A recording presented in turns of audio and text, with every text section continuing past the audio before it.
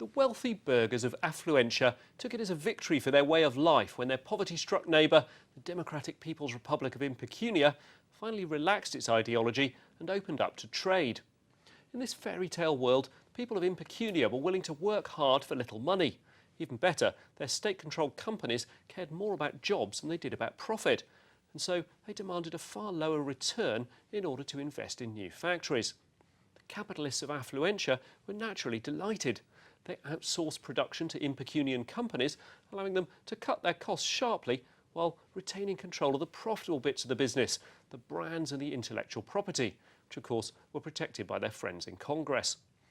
Affluentian companies could invest less while making fatter profits, the very definition of capitalist success. The Impecunian leaders' bizarre willingness